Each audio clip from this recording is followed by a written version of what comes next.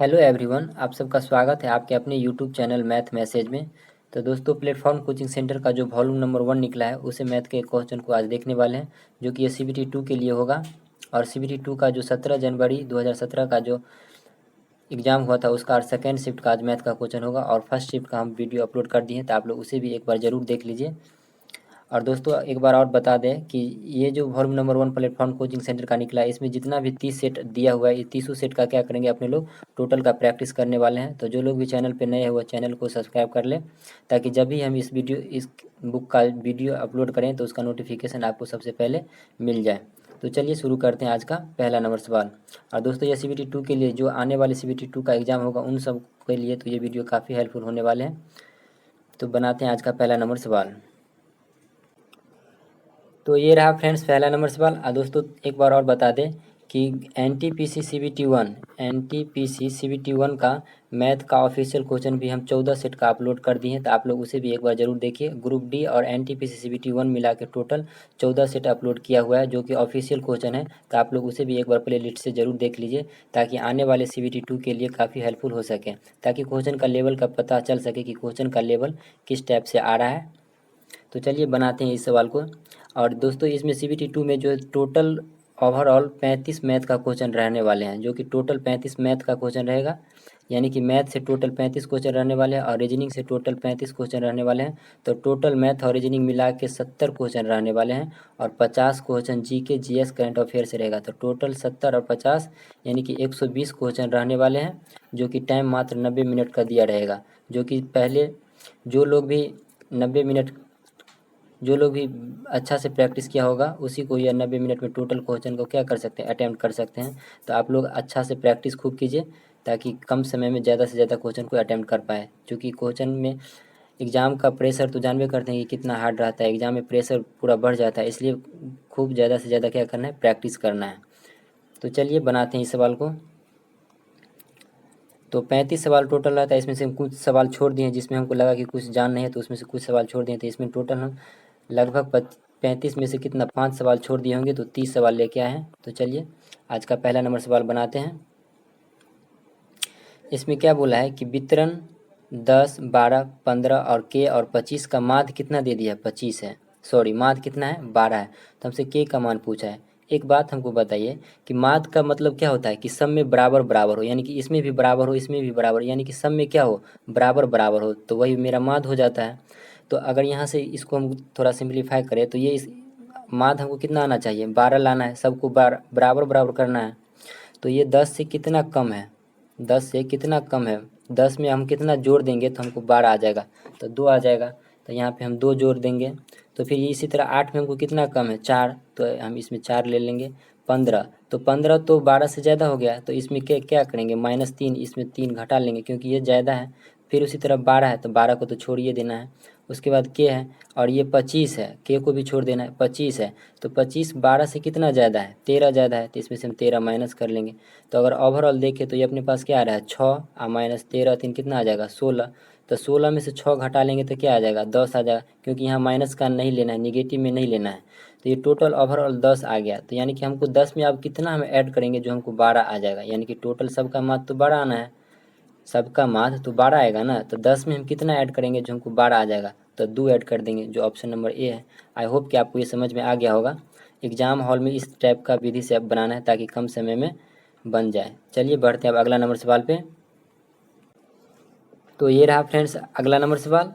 इसमें क्या बोला है, सरल करना है, यानी कि एक में हमको क्या करना है, पहले कोष्ट दे दिया है, यानी कि बड़ी कोष्ट दिया है, यहाँ भी बड़ी कोष्ट है, यहाँ भी बड़ी कोष्ट। तो पहले बड़ी कोष्ट का काम कर लेंगे। तो अगर हम बड़ी कोष्ट का काम करेंगे तो ये क्या दे दिया है, यानी कि P² का बट्टे कितना लिखना है, P प्लस का 6। ये जितना आएगा उतना में हम एक में भाग कर देंगे। तो पहले इसको सिंप्लीफाई कर लेते हैं। ये इतना आ गया, आप प्लस फिर 6P है, आप प्लस का कितना है, P प्लस 6 है। तो यहाँ से अगर हम P प्लस 6 कॉमन ले लेंगे, P प्लस 6 कॉमन ले लेंगे, एलसीएम आ जाएगा, सॉरी P प्लस 6 तो एलसीएम आ जाएगा। तो ये कितना बचेगा, ये आ जाएगा कितना का, P² आप प्लस का 6P। ये नहीं समझ में आया, चलिए इसको हटा के दिखा, एक बार और दिखा देते हैं दूसरा कलर से। तो ये अपने पास क्या आ गया, यानी कि P प्लस 6 तो क्या आ गया, एलसीएम आ गया। तो इसमें इससे भाग करेंगे तो ये क्या आ जाएगा, P² आप प्लस का ये क्या आ जाएगा 6p। तो यहाँ से हम सिंप्लीफाई इसको कर सकते हैं, p अगर हम कॉमन ले लेंगे तो क्या बच जाएगा p आप प्लस का 6 आप बट्टे में क्या है p प्लस 6। तो p प्लस 6 से तो p प्लस 6 कैंसिल हो जाएगा, तो अपने पास बचा क्या ओनली p, और यही p से हमको क्या करना है 1 में भाग देना है, तो 1 बटा का p लिख देंगे, तो मेरा आंसर क्या आ जाएगा b। आई होप कि आपको ये समझ में आ गया होगा। चलिए बढ़ते हैं अब अगला नंबर सवाल पे। तो ये रहा फ्रेंड्स अगला नंबर सवाल। इसमें क्या बोला है कि 3 मित्र अमर, अकबर और एथेनी के बीच चॉकलेट का एक पैकेट क्रमशः 3, 4, 5 के अनुपात में बांटा गया। यदि अकबर को अमर की अपेक्षा 50 चॉकलेट अधिक मिला है, यानी कि अकबर को अमर की अपेक्षा 50 चॉकलेट क्या मिला है अधिक मिला है, तो हमसे क्या पूछा है तो एथेंस को कितने चॉकलेट मिला। यानी कि अकबर यहाँ पे अमर है, तो अमर का रेशियो क्या दे दिया है 3 दे दिया है, अकबर का कितना दे दिया है 4 दिया है, और एथेंस का कितना है 5 है। अब यहाँ पे दिया क्या है कि अकबर को अमर की, यानी कि अकबर को अमर से, यानी कि 4 और 3, यानी कि ये 4 और 3 का 4 माइनस 3 का वैल्यू कितना दे दिया है, यानी कि एक का वैल्यू कितना दे दिया है 50। तो क्या पूछा एथेंस को कितने चॉकलेट मिला, तो एथेंस तो 5 है, तो 5 का रेशियो कितना आ जाएगा 5 25, यानी कि 250। आई होप कि आपको ये समझ में आ गया होगा। देखिए इसको सिंप्लीफाई कैसे करेंगे, जैसे हमसे क्या दे दिया है कि अकबर को अमर की अपेक्षा 50 चॉकलेट मिला है अधिक, तो अकबर अमर तो ये है और अकबर ये है, तो अमर का अकबर का कितना है 4 रेशियो है, अकबर का कितना है 3 रेशियो है, तो यानी कि 4 रेशियो और माइनस 3 रेशियो करेंगे तो कितना आ जाएगा 50। तो एक का वैल्यू 50 है, तो अपने पास पूछा क्या है एथेंस को, तो एथेंस का कितना है 5 रेशियो है, तो एक का 50 है तो 5 का कितना आ जाएगा 250। Option number D. आई होप कि आपको ये समझ में आ गया होगा। चलिए बढ़ते हैं अगला नंबर सवाल पे। तो ये रहा फ्रेंड्स अगला नंबर सवाल। दोस्तों जो लोग भी चैनल पर नए हैं वह चैनल को सब्सक्राइब कर ले, ताकि जब भी हम अगला वीडियो अपलोड करेंगे, यानी कि टोटल पिछली बार 9 शिफ्ट में पूरा CBT 2 का एग्ज़ाम हुआ है, CBT 2 का पूरा 9 शिफ्ट में एग्ज़ाम हुआ है, तो पूरा का पूरा 9 सेट भी अपलोड करेंगे, उसका प्रैक्टिस करवाते रहेंगे। और जितना भी इस बुक में 35 का 30 सेट दिया है, वह 30 सेट भी मैथ रीजनिंग का पूरा रिवाइज करवाएंगे। तो आप लोग जो भी चैनल को या पहली बार वीडियो देख रहे हैं वो चैनल को सब्सक्राइब कर ले, ताकि जब भी हम अगला वीडियो अपलोड करें तो उसका नोटिफिकेशन उसे सबसे पहले मिल जाए। चलिए इस सवाल को बनाते हैं। इसमें क्या दिया है कि एक 7 मीटर त्रिज्या वाले वृत्ताकार मैदान इतना मीटर चौड़े पथ से घिरा हुआ है, तो पथ का क्षेत्रफल क्या होगा।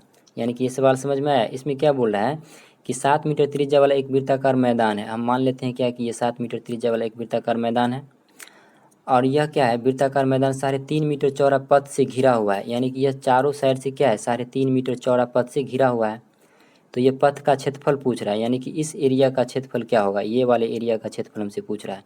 तो इस वाले एरिया का क्या आ जाएगा, यानी कि पहले का वृत्ताकार त्रिज्या का क्षेत्रफल त्रिज्या कितना दे दिया है 7 सेंटीमीटर, और ये बड़े वाले का त्रिज्या कितना आ जाएगा 3.5 मीटर, ये चौड़ा है 3.5, तो ये टोटल कितना आ जाएगा 10.5। तो क्षेत्रफल कैसे निकालेंगे इसका क्षेत्रफल, यानी कि वलय का क्षेत्रफल पाई आई इंटू बड़े वाले का क्षेत्रफल,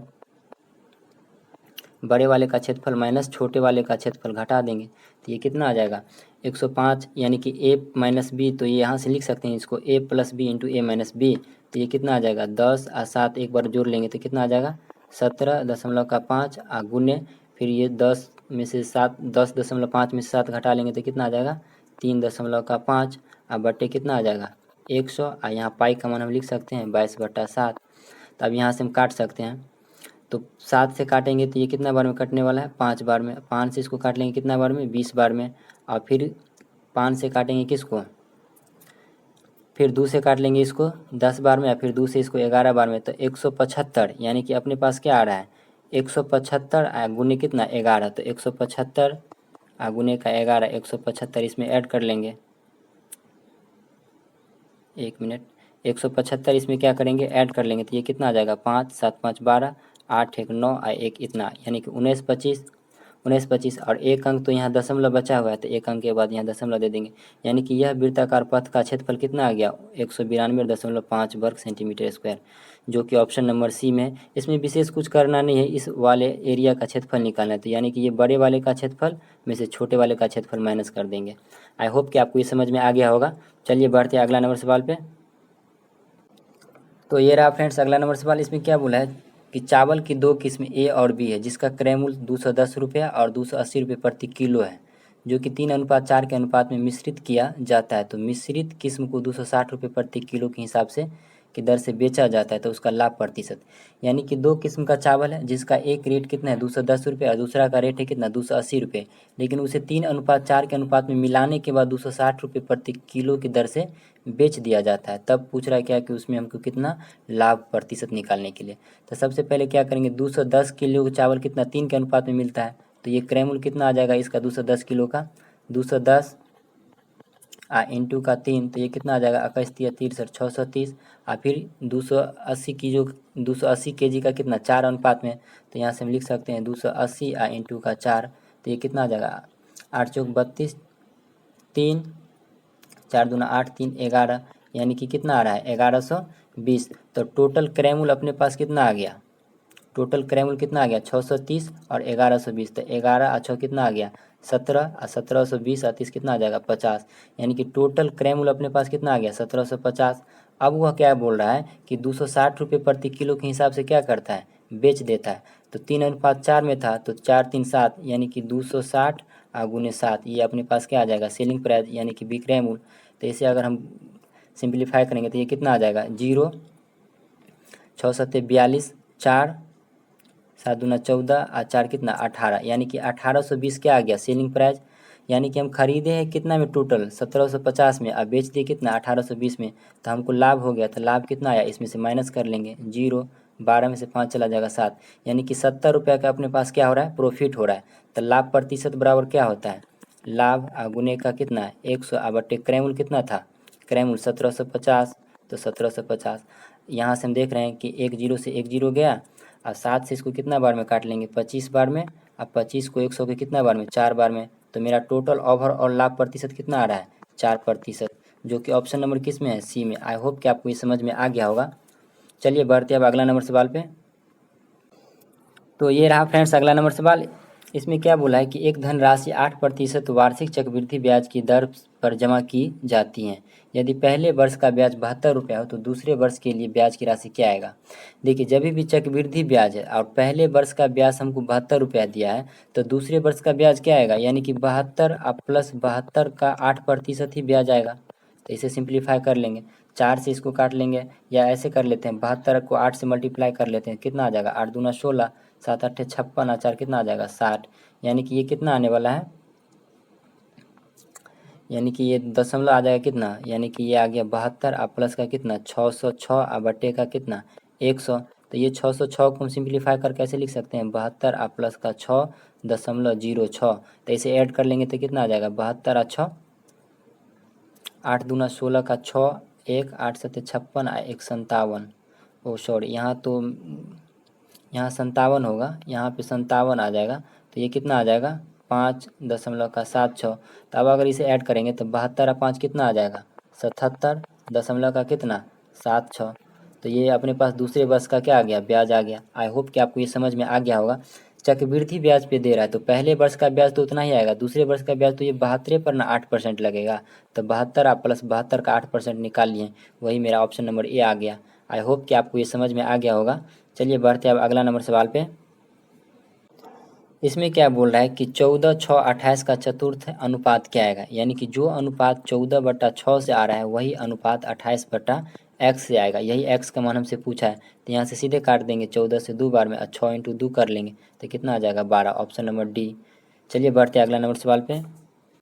तो ये रहा फ्रेंड्स अगला नंबर सवाल। इसमें क्या बोला है कि डी एक काम को 18 दिन में करते हैं और ई उसी काम को उसके आधे समय में कर देते हैं, यानी कि ई कितना दिन में करता है उसके आधे समय, यानी कि 9 दिन में कर देता है, डी का आधा दिन में कर देता है। यदि वो दोनों एक साथ काम करे तो काम कितने दिन में समाप्त हो जाएगा, यानी कि ये डी किसी काम को कितना दिन में 18 दिन में करता है और ई इसके आधे दिन में यानी कि 9 दिन में कर देता है, यानी कि ई कितना दिन में कर देता है 9 दिन में।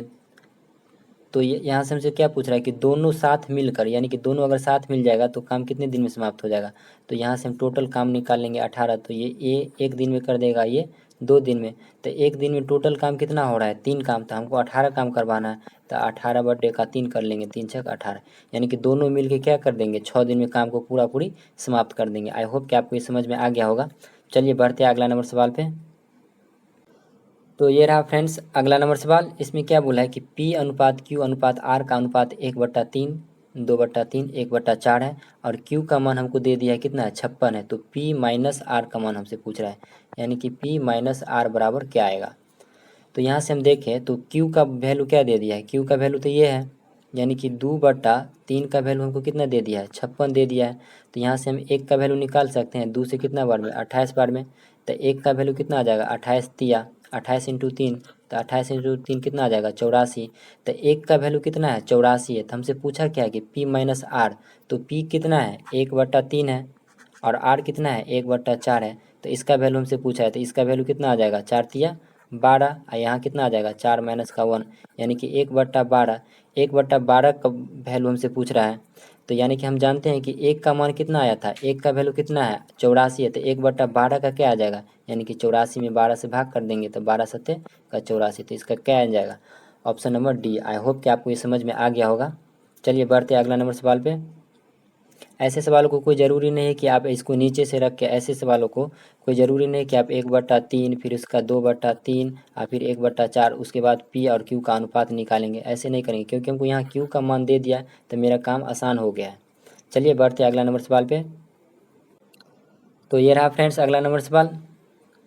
इसमें क्या बोला है कि यदि tan थीटा बराबर 1/√5 है तो कॉसेक स्क्वायर थीटा। तो tan थीटा बराबर हम जानते हैं क्या होता है P/B, यानी कि P का मान 1 है और B का मान कितना है √5 है। तो H का मान हम यहाँ से निकाल सकते हैं ना, √5 का स्क्वायर कर लेंगे आप प्लस का कितना 1 का स्क्वायर कर लेंगे। तो √5 का स्क्वायर कितना आएगा 5 और 1 का स्क्वायर कितना आ जाएगा 1। तो H का मान कितना आ जाएगा, यानी कि H स्क्वायर बराबर कितना आ जाएगा √6, H स्क्वायर बराबर कितना आ जाएगा 5 1 6। तो यहाँ से H बराबर कितना आ जाएगा √6। तो हमसे क्या पूछा है कि कॉसेक स्क्वायर थीटा। तो कॉसेक स्क्वायर थीटा बराबर क्या होता है H/P। कॉसेक स्क्वायर थीटा बराबर क्या होता है H/P। तो H का मान क्या दे दिया है, H का मान दे दिया है कितना 6 √6 बटे P का मान कितना दे दिया है, P का मान 1 दे दिया, यहाँ P का मान 1 है तो 1। तब इसका स्क्वायर कर लेंगे, तो इसका स्क्वायर करेंगे तो √6 का स्क्वायर कितना आता है 6, 1 का स्क्वायर तो 1। तो आंसर क्या आ जाएगा 6, option number B. I hope कि आपको ये समझ में आ गया होगा। तो दोस्तों क्वेश्चन का लेवल आपने लोग देख रहे हैं कि क्वेश्चन का लेवल कोई खास नहीं आ रहा है CBT 2 में भी। तो बार बार क्या करना है प्रैक्टिस करते रहना है, ताकि 90 मिनट में मात्र 120 क्वेश्चन को अटैम्प्ट करना है। तो बहुत हार्ड हो जाता है क्योंकि एग्ज़ाम का प्रेशर बहुत काफ़ी रहता है। तो इसलिए ज़्यादा से ज़्यादा प्रैक्टिस कीजिए ताकि कम समय में अधिक से अधिक क्वेश्चन को अटैम्प्ट कर पाए। चलिए बढ़ते हैं अगला नंबर सवाल पे। तो ये रहा फ्रेंड्स अगला नंबर सवाल। इसमें क्या बोला कि 24 का 3/5 का 40% क्या आएगा। तो ये तो सिंपल है, 24 का 3/5 का 40%, तो 40/100।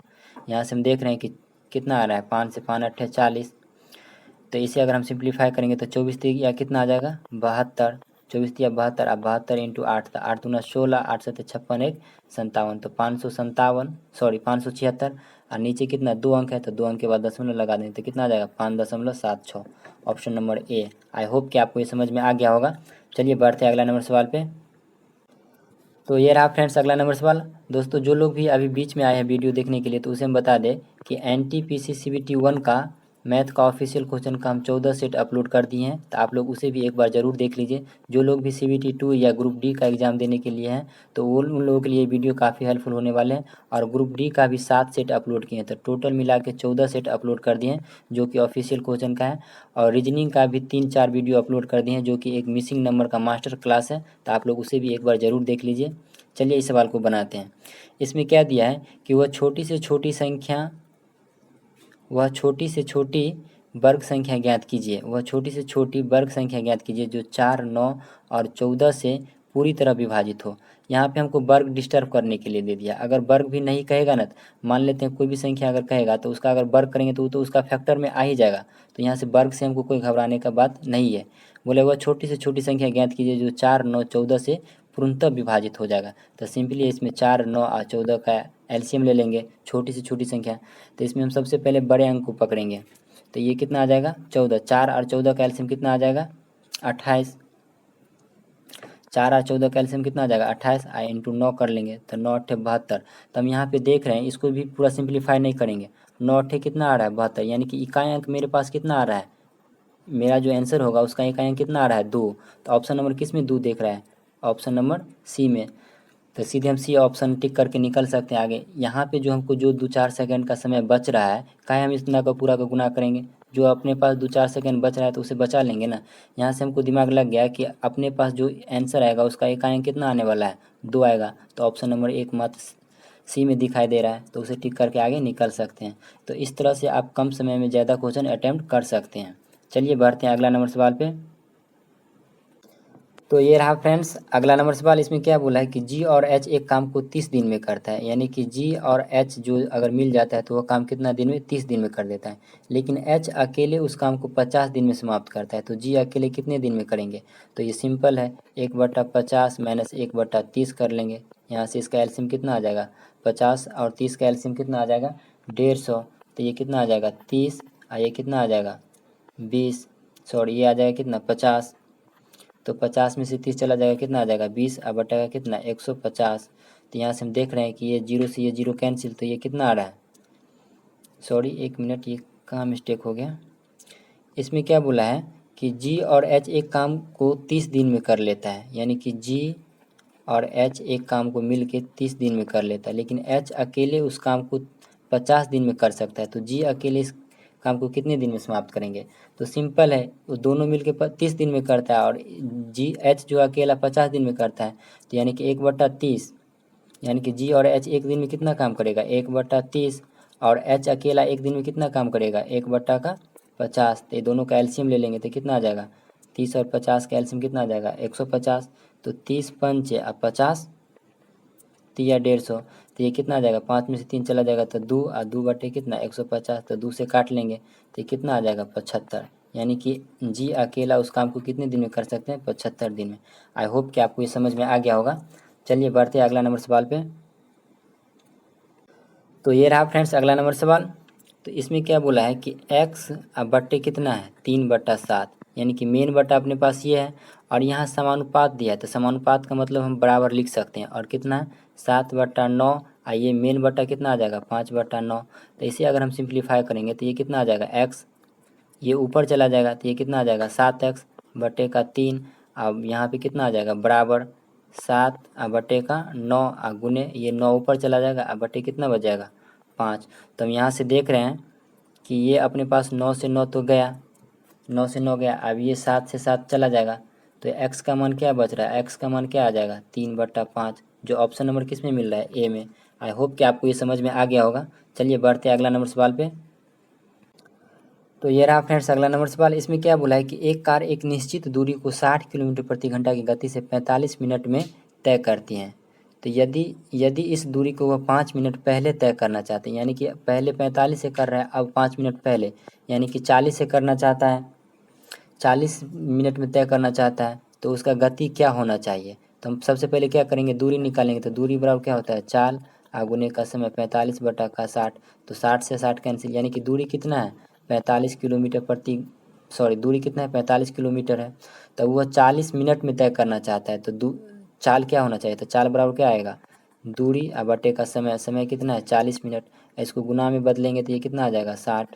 अब यहाँ से देख रहे हैं ये जीरो से ये जीरो और 2 से इसको काट लेंगे कितना बार में 2 बार में, और 2 से इसको 3 बार में। तब 45 तिया कितना आता है 5 तिया 15, 4 तिया 12, 135, 135/2। तो 2 से इसको काट लेंगे तो 2 छक्के 12, 1 2 सत्ते 14, 1 2 पंचे का 10, यानी कि उसका चाल कितना आना चाहिए 67.5 किलोमीटर प्रति घंटा, जो कि ऑप्शन नंबर ए में है। आई होप कि आपको ये समझ में आ गया होगा। चलिए बढ़ते हैं अगला नंबर सवाल पे। तो ये रहा फ्रेंड्स अगला नंबर सवाल। इसमें क्या बोला कि एक निश्चित मूलधन P का R% वार्षिक दर से साधारण ब्याज P का 9/16वां भाग हो जाता है।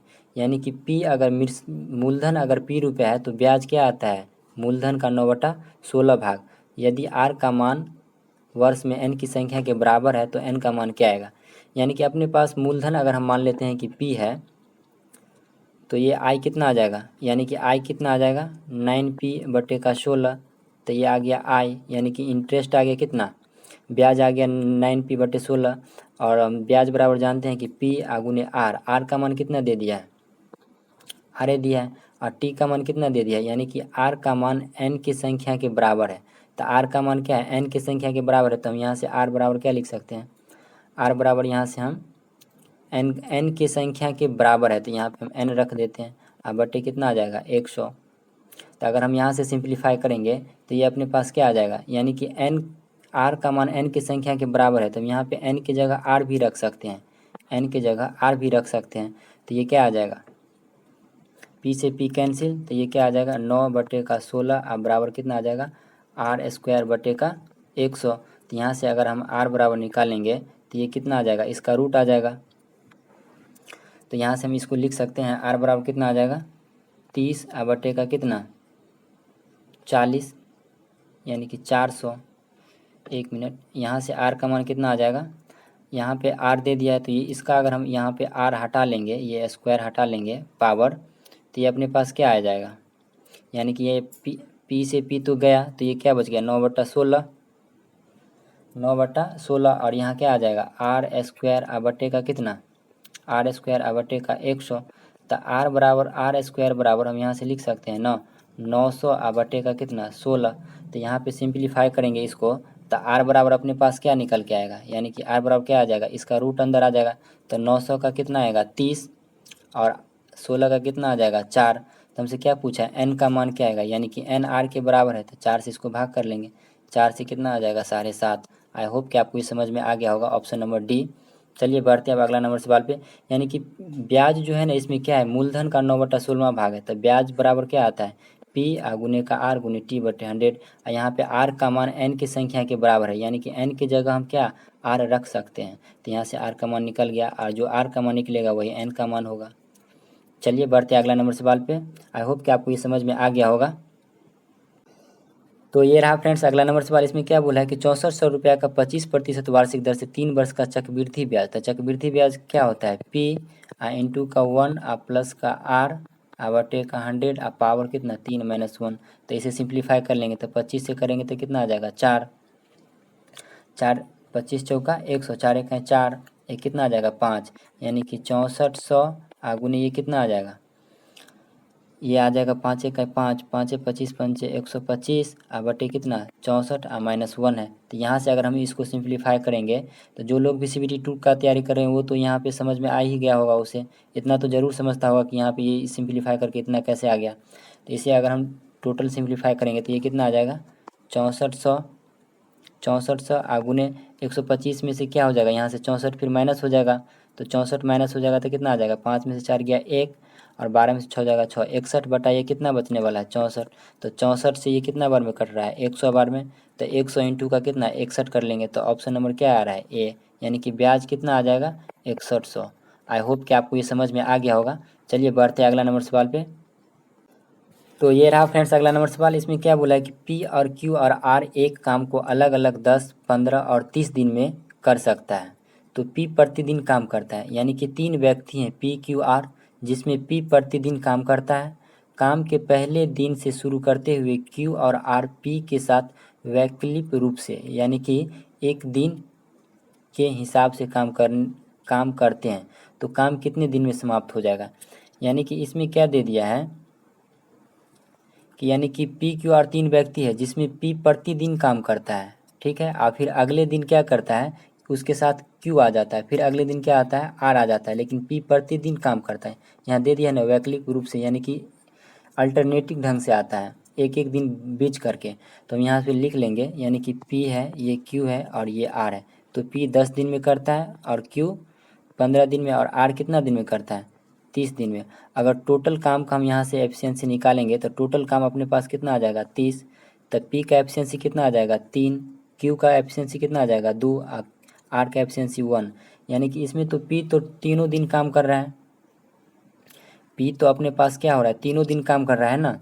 तो यहाँ से P तीनों दिन काम कर रहा है, सॉरी P क्या हो रहा है प्रतिदिन काम कर रहा है, P प्रतिदिन काम कर रहा है। तो P तो अगर एक दिन में आएगा तो ये तो 3 काम कर लेगा, P एक दिन आएगा तो 3 काम कर लेगा, फिर अगला दिन क्या आएगा P प्लस Q आ जाएगा, दोनों आ जाएगा, तो फिर ये अगला दिन में क्या आ जाएगा, फिर ये 3 और 2 5 काम कर लेगा। तो फिर ये अगला दिन क्या आ जाएगा, ये आ जाएगा R और P आ जाएगा। तो फिर अगला दिन एक दिन में क्या काम कर लेगा 3 काम और 1 काम, यानी कि 4 काम। तो टोटल ओवरऑल हम देखें तो 1 2 3, यानी कि 3 दिन में टोटल काम कितना हो रहा है 5 3 8 4 12 काम हो रहा है 3 दिन में, यानी कि 5 3 8 8 4 12।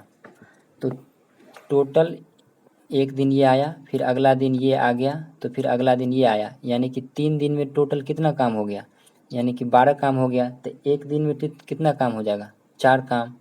तो हमको 30 काम करवाना है, तो एक दिन में यहाँ से कितना काम हो जाएगा, 4 काम। तो हमको टोटल कितना 30 काम करवाना है, तो 30/4 कर लेंगे। तो 2 से इसको काट लेंगे कितना बार में, 2 दूना 4 और 2 से 15, यानी कि कितना आ रहा है, 7.5 दिन आ रहा है, जो कि ऑप्शन नंबर किसी में भी नहीं है। आई होप कि इसमें लग रहा है मिस्टेक हो गया है। इसको चलिए फिर से इसको समझाते हैं। इसमें क्या बोला है कि पी प्रतिदिन काम करता है, तो पी क्या है, पी प्रतिदिन काम कर रहा है। तो यहाँ पे हम लिख लेते हैं पी, ये क्यू है और ये आर है। तो पी प्रतिदिन ये 10 काम, ये 10 दिन में कर सकता है, और ये 15 दिन में कर सकता है, और ये आर 30 दिन में कर सकता है। तो टोटल काम कितना आ गया, 30। तो पी का एफिशिएंसी कितना आ जाएगा, यहाँ से पी का एफिशिएंसी 3 आ गया, फिर क्यू का एफिशिएंसी 2 आ गया, और आर का एफिशिएंसी कितना आ जाएगा, 1 आ जाएगा। अब इसमें क्या बोल रहा है कि पी प्रतिदिन काम करता है, तो पी पहला दिन आएगा तो कितना काम कर देगा, 3 काम कर देगा। फिर दूसरा दिन क्या आएगा, पी और आर पी की सहायता से, यानी कि क्यू और आर पी के साथ वैकल्पिक दिन में के हिसाब से काम करता है। तो पी तो पहला दिन करेगा, तो वो फिर दूसरा दिन जो पी काम करेगा, यानी कि ये दूसरा दिन जो पी काम करेगा, तो ये कितना काम कर देगा, यानी कि पी और क्यू, यानी कि ये 5 काम कर देगा दूसरा दिन। और फिर ये तीसरा दिन में कितना काम होने वाला है, तीसरा दिन में कितना आ जाएगा, 3 और 1, यानी कि 4 काम। तो टोटल ओवरऑल एक दिन यहाँ आया, एक दिन यहाँ, 2 दिन, एक दिन यहाँ। तो टोटल ओवरऑल यहाँ पे क्या हो रहा है, 5 3 8 4 12, यानी कि 3 2 5 1 6, यहाँ पे तो 6 हो रहा है, 6 5 3 8 4 12, यहाँ पे टोटल कितना हो रहा है, 12 काम। और ये एक दिन पहले पी आया तो 3 काम कर दिया, फिर क्यू आ जाएगा, यानी कि क्यू आएगा, तो पी और क्यू टोटल एक दिन में फिर कितना काम करेगा, यानी कि ये दूसरा दिन हो गया, तो दूसरा दिन में कितना काम कर लेगा, 5 काम। फिर वो तीसरा दिन में कितना काम करेगा, 4 काम। तो 3 2 5 1 6, यानी कि 6 दिन में टोटल 12 काम हुआ है। तो एक दिन में टोटल कितना काम हो जाएगा, 2 काम। तो हमको 30 काम करवाना है, तो ये तो 15 दिन आना चाहिए आंसर। आई थिंक कहीं इसमें मिस्टेक हो रहा है, चलिए एक बार और इसको देख लेते हैं। यानी कि पी क्यू और आर 10 दिन और 15 दिन और 30 घंटे में काम कर सकते हैं, सॉरी 30 घंटे दिया हुआ है, और पी प्रतिदिन काम करता है। तो यानी कि ये पी है और ये क्यू है और ये आर है, तो ये 10 घंटा में काम कर सकता है, और ये 15 घंटा में, और ये आर 30 घंटा में काम कर सकता है। तो टोटल कितना आ जाएगा, इसका एफिशिएंसी कितना आ जाएगा, 30। तो 10 या 30, 15 दूना 30 और 30 एक 30। अब यहाँ से हमको क्या बोला है कि पी प्रतिदिन काम करता है, पी प्रतिदिन, तो पी पहला दिन आएगा तो 3 काम कर लेगा, क्योंकि इसका एफिशिएंसी 3 है। फिर उसके बाद दूसरा दिन जो आएगा तो पी और क्यू दोनों काम करेगा, तो दूसरा दिन में यहाँ पे टोटल कितना काम होने वाला है, यानी कि टोटल फिर अगला दूसरा दिन में कितना काम हो जाएगा, 3 2 5 काम हो जाएगा, 3 2 5 काम हो जाएगा। और फिर अगले दिन जो आएगा, फिर अगले दिन पी के साथ क्या आ जाएगा, आर आ जाएगा, तो अगले दिन आर आएगा, पी के साथ आर आ जाएगा, तो ये तो 3 1 4 काम करेगा, यानी कि ये अगला दिन क्या आ जाएगा, 4 काम कर लेगा। तो यहाँ पे 5 3 8 4 12, और यहाँ पे दिन कितना हो रहा है, एक पहला दिन, ये दूसरा दिन और ये तीसरा दिन, यानी कि टोटल 3 दिन में, तो यहाँ 5 3 8 4 12 काम हो रहा है। तो एक दिन में यहाँ पे टोटल कितना, 4 काम होगा, हमको कितना 30 काम करवाना है, टोटल 30 काम। तो 30/4 कर लेंगे, तो ये कितना आ जाएगा, 2 दूना 4 और 2 सत्ते का 14, यानी कि ये कितना आ रहा है, 3.2 1/2, जो कि ऑप्शन नंबर किसी में भी नहीं है। चलिए इसको एक बार बाद में देख लेते हैं, तब तक बढ़ते हैं अगला नंबर सवाल पे। ये 81 नंबर क्वेश्चन, इसे याद रखिएगा। तो ये रहा फ्रेंड्स अगला नंबर सवाल। इसमें क्या बोला है कि एक विद्यार्थी को 25% की वृद्धि की जाती है, तो उसने परीक्षा में 75 अंक अधिक लाता है, यानी कि पहले परीक्षा में 100 लाता था, अब 125 ला रहा है। तो ये 125 का वैल्यू कितना है, 75। तो एक का वैल्यू कितना आ जाएगा, यानी कि 75/125। तो हमसे पूछा है क्या कि वास्तव में उसने कितने अंक प्राप्त किए, तो 100 का वैल्यू निकालना है। 25 से काट लेंगे, 25 से कितना बार में, 25 से 25 तिया 75 और 25 चौका 100, 4 से इसको काट लेंगे, 4 से 25 बार में, तो 25 तिया कितना आ रहा है, 75 अंक। 1 मिनट, यह क्या बोल रहा है कि एक विद्यार्थी के अंक में 25% की वृद्धि की जाती है तो उसे परीक्षा में 75 अंक प्राप्त होते हैं। विद्यार्थी के अंक में 25% की वृद्धि किया जाता है तो 25% का अगर हम वृद्धि करेंगे तो 25 से कहीं 25, 25 चौका 100। पहले 4 लाता था, अब 5 लाता है। तो 5 का वैल्यू अपने पास कितना दे दिया है, 75 दे दिया है। तो 1 का वैल्यू कितना आ जाएगा, 15। तो क्या पूछ रहा है, उसने कितने अंक प्राप्त किए, तो 4 अंक पहले प्राप्त किया था। तो 15 इंटू 4 कर लेंगे तो 15 चौका कितना आ जाएगा, 60। आई होप कि आपको ये समझ में आ गया होगा। चलिए बढ़ते हैं अगला नंबर सवाल पे। तो ये रहा फ्रेंड्स अगला नंबर सवाल। इसमें क्या बोला है कि एक व्यक्ति 600 मीटर की दूरी 5 मिनट में तय करते तो उसकी गति किलोमीटर प्रति घंटा में क्या है।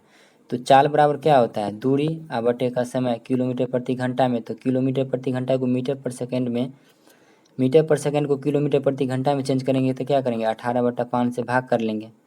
तो यहाँ से हम देख रहे हैं 5 से ये कितना बार में जा रहा है, 120 बार में। अब 5 से ये कितना बार में चला जाएगा, 1 मिनट। ये क्या बोला है कि 600 मीटर की दूरी 5 मिनट में तय करते हैं। ओ माय गॉड, यहाँ पे देखिए 600 मीटर की दूरी कितना में जा रहा है, 5 मिनट में जा रहा है। तो 1 मिनट में कितना जाएगा, 120।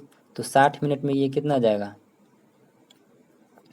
तो 60 मिनट में कितना जाएगा, 60 दूना यानी कि 2 किलोमीटर। तो इसको मीटर पर सेकेंड में करेंगे तो कितना आ जाएगा, 18/5। तो 18 दूना कितना आ जाएगा, 36/5। 36/5 का करेंगे तो कितना आ जाएगा, 5 सत्ते 35, 1 2 5 दूना 10। यानी कि उसका किलोमीटर प्रति घंटा में चाल कितना आ जाएगा, 7.2 किलोमीटर प्रति घंटा। आई होप कि आपको ये समझ में आ गया होगा। चलिए बढ़ते हैं अगला नंबर सवाल पे। तो ये रहा फ्रेंड्स अगला नंबर सवाल। इसमें क्या बोला है कि एक आदमी 22,000 रुपये में एक रेफ्रिजरेटर खरीदता है और उसे परिवहन पर 1,000 तथा इंस्टॉलेशन के लिए 2,000 रुपये का अतिरिक्त भुगतान करता है। अच्छा, यानी कि वो 22,000 में तो ख़रीदा था और 1,000 उसे लग गया परिवहन में और 2,000 लग गया किस में, इंस्टॉलेशन कराने में। तो ये टोटल खर्चा कितना आ गया, 22,000 और इधर 3,000। तो 22 3 कितना आ गया, 25,000। यानी कि 100% का वैल्यू कितना दे दिया, 25,000। तो 1% का वैल्यू कितना आ जाएगा, 250।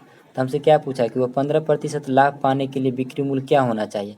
यानी कि 1% का वैल्यू अगर 250 है तो 15% लाभ पाएगा। यानी कि 100 का प्रतिशत में वो खरीद के लाया था 100% में, तो वह 115 में बेचेगा। तो 115% का वैल्यू कितना आ जाएगा, 250। यहाँ से हम गुना कर लेंगे तो कितना आ जाएगा, 1 0 25 पंच 125 हासिल 12, 25 का 25 और 12 हासिल 37 का 7 हासिल आ गया 3, 25 का 25 और 3 कितना आ जाएगा 28, जो कि 28,750 option number A. I hope कि आपको ये समझ में आ गया होगा। देखिए 100% में तो वो खरीद के लाया होगा ना, कोई भी सामान जो खरीदेगा तो उसका क्रय मूल्य तो अपने आप में 100% होगा ना। तो 100% का वैल्यू इतना दे दिया तो 1% का वैल्यू हम यहाँ से निकाल लिए हैं, कितना आ गया 250। यानी कि 1% का वैल्यू कितना आ गया 250। तब वो क्या बोल रहा है कि वो 15% लाभ पाने के लिए, यानी कि 100% में खरीद के लाया था तब वह 115% में बेचेगा, तभी उसको 15% का लाभ मिलेगा। तो 115 इंटू का कितना 250 कर लेंगे तो कितना आ जाएगा 28,750 option number A. I hope कि आपको ये समझ में आ गया होगा। चलिए बढ़ते हैं अगला नंबर सवाल पे। तो ये रहा फ्रेंड्स अगला नंबर सवाल। इसमें क्या बोला है 24, 96 और 36 का एलसीएम क्या आ जाएगा। तो 24 में हम अगर थोड़ा गौर से देखें तो ये क्या आ रहा है, 24 में कितना आ रहा है 12 इंटू का 8 लिख सकते हैं और 96 को हम लिख सकते हैं कितना, सॉरी 24 को लिख सकते हैं 12 इंटू 2 और 96 को लिख सकते हैं 12 इंटू 8 और ये 36 को हम क्या लिख सकते हैं 12 × 3। तो ये अपने पास क्या आ रहा है 12 तो कॉमन आ गया यानी कि 12, यहाँ 2 है, यहाँ 8 है, यहाँ 3 है। तो 2 में तो 8 भी आ गया और एक 3 भी ले लेंगे तो 8 3 24, यानी कि 12 इंटू का 24 कर लेंगे तो 12 इंटू 24 कितना आ जाएगा। अब यहाँ से हम इसको पूरा सिंप्लीफाई नहीं करेंगे, क्यों, क्योंकि हमको पता है कि मेरा जो आंसर आएगा यानी कि एलसीएम आएगा वो 4 दूना 8 आएगा। यानी कि लास्ट डिजिट यानी कि यूनिट इकाई कितना आने वाला है 8, जो कि ऑप्शन नंबर 1 ही में है। आई होप कि आपको ये समझ में आ गया होगा। तो इसका एलसीएम कितना आ जाएगा 288। चलिए बढ़ते हैं अगला नंबर सवाल पे। तो ये रहा फ्रेंड्स अगला नंबर सवाल। इसमें क्या बोला है कि 5 मीटर लंबे और 2 मीटर चौड़े एक आयताकार के अंदर 2 मीटर भुजा वाले एक वर्गाकार की आकृति छायांकित रूप से दर्शाई गई है।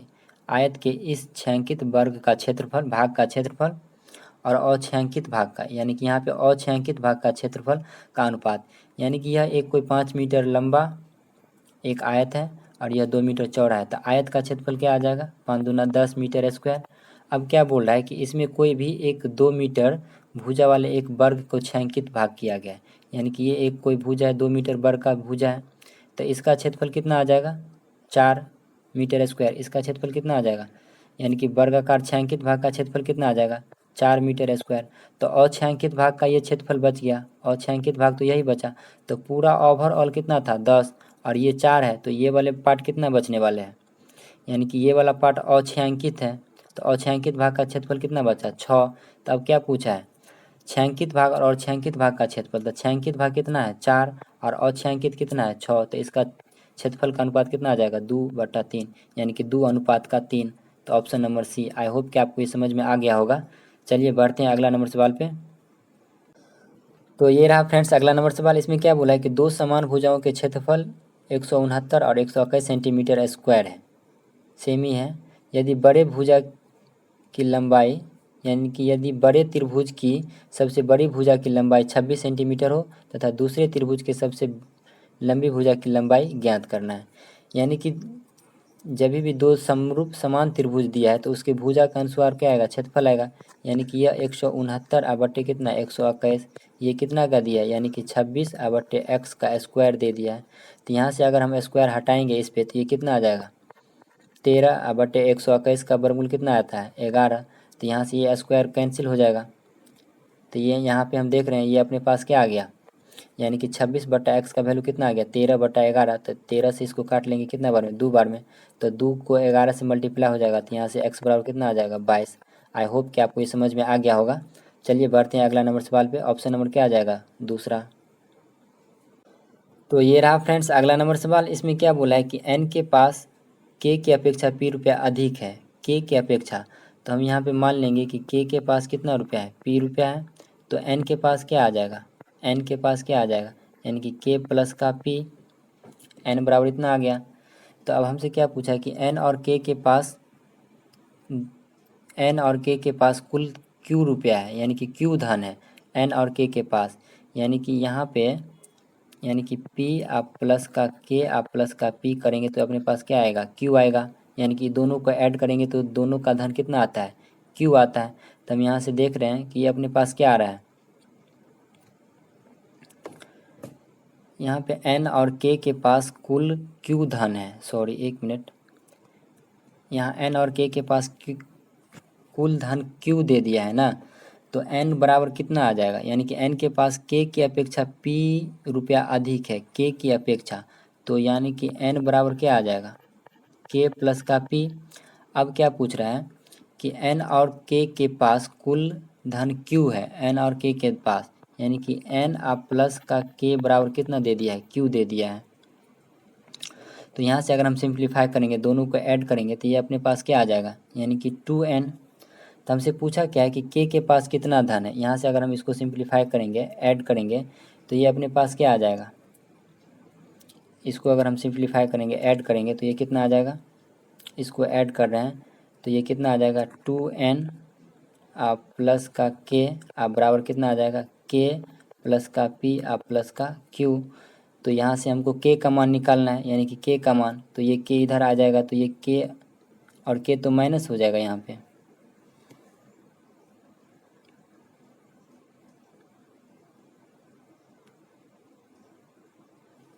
एक सेकेंड, यहाँ पे अगर इसको हम हटा लेते हैं, यानी कि n प्लस के, यानी कि n प्लस के का मान कितना दे दिया है q दे दिया है। तो अब यहाँ से हम इसको सिंप्लीफाई करेंगे तो ये कितना आ जाएगा, यानी कि k प्लस का p आप प्लस का k बराबर कितना दे दिया है q धन दे दिया है, यानी कि n के पास यहाँ तो हमको दे दिया है ना कि k के पास कुल धन q है, तो q का मान हमसे पूछ रहा है। तो यहाँ से अगर हम सिंप्लीफाई करेंगे तो ये कितना आ जाएगा 2k आप प्लस का p बराबर का q, और यहाँ से हमको q बराबर दे दिया है कितना, तो यहाँ से अगर हम इसको सिंप्लीफाई करेंगे तो हमको k का मान चाहिए, तो यहाँ से 2k बराबर लिख सकते हैं q माइनस का p। तो यहाँ से k बराबर कितना आ जाएगा q माइनस का p बटे का 2, जो कि ऑप्शन नंबर किस में दिख रहा है, ऑप्शन नंबर किस में दिख रहा है डी में। आई होप कि आपको ये समझ में आ गया होगा। नहीं समझ में आया तो एक बार और वीडियो को पॉज करके देख लीजिए। चलिए मिलते हैं अब नेक्स्ट वीडियो में। हाँ दोस्तों, एक सवाल और छूट गया था तो उसे भी देख लेते हैं। तो ये रहा फ्रेंड्स जो सवाल छूट गया था। इसमें क्या बोला है कि पी और क्यू और आर एक काम को अकेले 10, 15 और 30 घंटे में कर सकते हैं। तो पी प्रतिदिन काम करता है। काम के पहले दिन से शुरू करते हुए क्यू और आर दोनों पी के साथ वैकल्पिक रूप से, यानी कि एक दिन पी क्यू के साथ, यानी कि एक दिन पी के साथ क्यू आता है तो अगला दिन फिर पी के साथ आर आ जाता है। वैकल्पिक रूप से दिन काम करते हैं तो हिसाब से काम करते हैं तो काम कितने दिन में समाप्त हो जाएगा। तो अगर हम यहाँ पे मान लें कि ये अपने पास क्या है, यानी कि ये पी है, ये क्यू और ये आर है, तो ये कितना 10 घंटा में कर सकता है और ये 15 घंटा में और ये 30 घंटा में। तो टोटल ओवरऑल काम कितना आ रहा है, 30 आ रहा है। टोटल ओवरऑल काम कितना आ गया, 30। तो ये 10 पी अगर अकेले करेंगे तो एक दिन में कितना काम करता होगा, 3 काम। क्यू अगर अकेले करेंगे तो एक दिन में कितना काम करता होगा, 2 काम। और 30 और आर अकेले एक दिन में 1 काम करता होगा। तब क्या बोल रहा है कि पी तो प्रतिदिन काम करता है, तो यानी कि पहला दिन में तो पी प्लस यहाँ पे क्यू काम करेगा। तो पहला दिन में पी प्लस क्यू काम करेगा, यानी कि पहला दिन में पी प्लस क्यू काम करेगा, ये दोनों पी प्लस क्यू काम करेगा। तो ये दोनों काम कितना कर देगा, 3 2 5 काम कर देगा एक दिन में, यानी कि पहला दिन आएगा। तो फिर दूसरा दिन यहाँ से आप क्या बोल रहा है, फिर दूसरा दिन क्या बोल रहा है कि पी तो प्रतिदिन काम करेगा ही, यानी कि पी प्रतिदिन काम करेगा। उसके बाद फिर अगला दिन क्या आ जाएगा, इसके साथ आर आ जाएगा, यानी कि इसके साथ आर आ जाएगा। तो आर यानी कि फिर एक दिन में क्या आ जाएगा, पी प्लस का आर। तो पी प्लस का आर कितना काम करेगा, 3 काम पी और 1 काम आर। तो यानी कि ये ओवरऑल 4 काम कर लेगा। तो एक दिन ये और एक दिन ये, तो टोटल क्या हो रहा है, यानी कि 2 दिन में टोटल कितना काम हो रहा है, 5 4 9 काम हो रहा है। यानी कि 2 दिन में 9 काम हो रहा है तो एक दिन में कितना काम होता होगा, यानी कि 4.5 काम। तो हमको टोटल कितना 30 काम करवाना है ना। तो यानी कि क्या करेंगे, 4.5 से 30 में भाग कर लेंगे तो हम इसको लिख सकते हैं 30 बटे का 4.5। तो ये पॉइंट उड़ाएंगे यहाँ से, ये पॉइंट उड़ाएंगे तो 1 जीरो यहाँ आ जाएगा। तो अब यहाँ से हम इसको काट लेते हैं, 15 से कितना बार में, 15 तिया 45, अब 15 दूना 30, ये आ जाएगा कितना 20, यानी कि 20/3 आ गया। तो अगर हम 20/3 को सिंप्लीफाई करेंगे तो इसको लिख सकते हैं 6 3 का 18 2 20, यानी कि इतना घंटा लगना चाहिए, जो कि ऑप्शन नंबर किसी में नहीं लग रहा है। तो हमको लग रहा है कि ऑप्शन नंबर सी होगा, जो कि यहाँ पे 2 होना चाहिए। तो ऑप्शन नंबर इसमें हमको लगता है मिस्टेक होगा। तो आप लोग इसका आंसर कमेंट बॉक्स में ज़रूर बताएगा कि इसका राइट आंसर क्या आने वाला है। तो आई होप कि आप लोग का ये वीडियो अच्छा लगा होगा। तो दोस्तों अपने लोग पूरा क्वेश्चन इसमें सोल्यूशन कर लिए हैं। तो अब मिलते हैं नेक्स्ट वीडियो में। दोस्तों अगर जो लोग भी चैनल पे नए हैं या पहली बार वीडियो देख रहे हैं, अगर वह चाहते हैं कि यह जो पूरा CBT 2 का जो पिछले बार पूरा 9 सीटिंग में एग्ज़ाम हुआ, अगर उसका पूरा सोल्यूशन देखना चाहते हैं तो वह चैनल को सब्सक्राइब कर ले और लाइक ज़रूर कीजिएगा, ताकि आपका एक लाइक भी हमको अगला वीडियो बनाने के लिए मोटिवेट करता है। और इसी तरह का हम पूरा प्रैक्टिस करवाते रहेंगे। और यह जो प्लेटफॉर्म कोचिंग का जो यह वॉल्यूम नंबर 1 निकला है, इसका पूरा का जितना भी 30 सेट दिया है, यह 30 सेट का मैथ और रीजनिंग का क्वेश्चन को प्रैक्टिस करवाते रहेंगे, अगर आप लोग का अच्छा सपोर्ट मिला तो अगर दोस्तों अगर अच्छा लगा है तो दोस्तों के साथ भी शेयर कीजिए। चलिए मिलते हैं अगला वीडियो में, तब तक के लिए बाय।